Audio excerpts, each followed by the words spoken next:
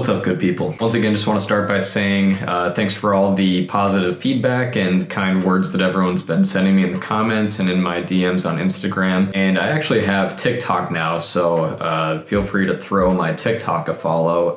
My @ is HighTicketJoe, just all one word. A popular request that I've gotten for a video and a pretty common question that I get is about suppliers for high-ticket dropshipping, how to find them, how to get them, is it hard? And I think this is actually going to be a pretty brief video simply because getting suppliers in high-ticket dropshipping, in my opinion, is not really the hard part.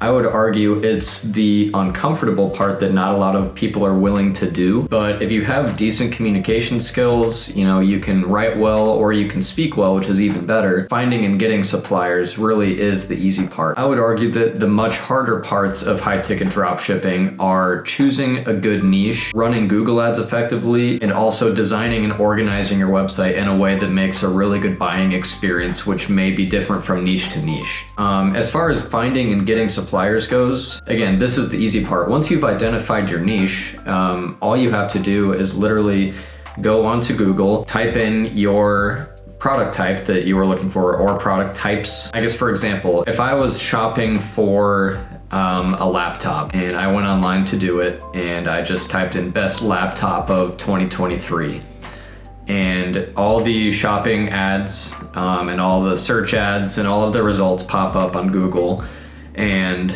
I'm scrolling through and I see a good one, and let's say it's a Lenovo laptop. This may sound stupidly obvious, but the manufacturer of that laptop is Lenovo. This is no different from how you find and identify suppliers with high-ticket dropshipping. You type in the particular product type that you were looking at, you look at other competitors' websites, and you see which brands they're carrying. Those brands are the suppliers that you will ultimately reach out to. You can look at different competitors' websites. Sometimes there will be actual lists or blogs about different brands of a particular product type.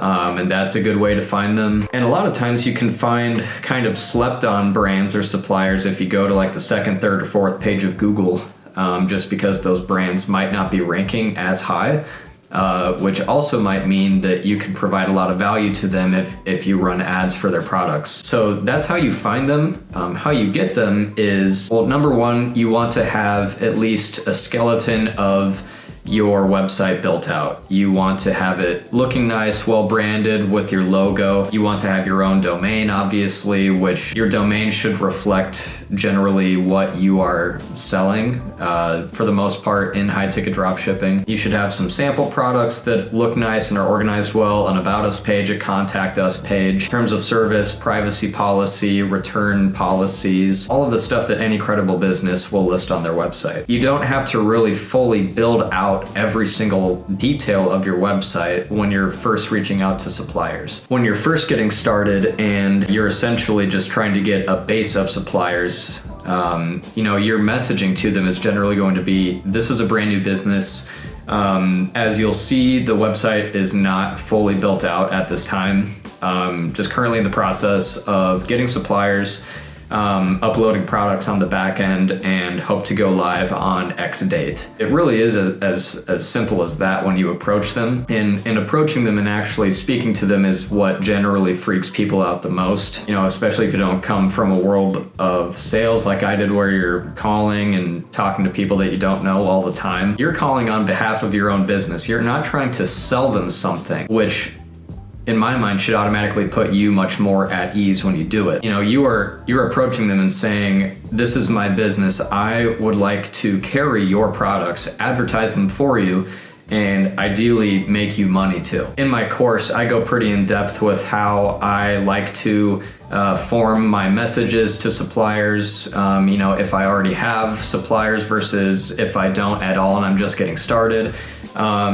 I also go through some talk tracks on the phone because a lot of times suppliers will want to give you a call to kind of do some due diligence on their part to see, is this just another person that is reaching out and trying to make a quick buck, or is this someone that is serious about this, wants to build this long term?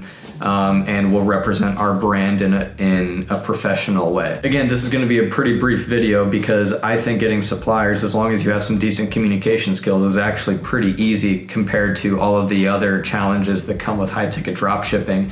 It really is just a matter of getting over that personal comfort hurdle of putting yourself out there and presenting your young business to an established business, and ultimately speaking to strangers and trying to convince them that you are worthy of carrying their products. Once you get the first couple, you'll kind of see that a lot of them kind of follow the same process. When you do actually get into a conversation with suppliers and you're going back and forth with them either on the phone or over email, some of them will just say yes right away and send you the forms that you need to fill out and complete for them. Some of them will send you the forms and will have their whatever team they have internally review it. And the forms that they send you, there are some credentials that you need to have readily available, and this is something that I cover in my course as well. All of them are going to require that you are a registered business with an EIN or an employer identification number. A lot of them will require a DUNS number. Many will require a sales tax ID or a sales tax permit, depending on which state you live in. A lot of this will obviously be different if you live in the UK and Canada and Australia, which many of my students do. But essentially, you will need to have all of this on hand before you actually approach any suppliers. So again, in my opinion, getting suppliers is the easy part. It's what comes after getting the suppliers that is the much more challenging part. What's advantageous about this hurdle that you have to get over is that very few people are willing to get past that and put themselves out there like that, which makes high-ticket dropshipping significantly lower in competition versus other business models. If you haven't already done so, like, comment, subscribe. I really love getting the suggestions in the comments for different questions and different topics that people want to hear about. It makes it really easy for me to not have to actually come up with these things. It's really helpful to know what people are wondering about. If you're serious about getting into high-ticket dropshipping or starting an e-commerce business, I do have a course. I've got about 100 students at this point. It's called High Ticket Masterclass. I'll put a link in the description below. And it's essentially just step A to step Z, from setting up your basic business credentials all the way up to the point where you are running Google ads. And also, if you haven't already done so, throw me a follow on Instagram. It's @JoeVershoor, same as my YouTube handle. And also give me a follow on TikTok. Super new to TikTok, but I'm essentially just posting different short clips of these types of videos about different random topics, pretty much all related to high-ticket dropshipping. So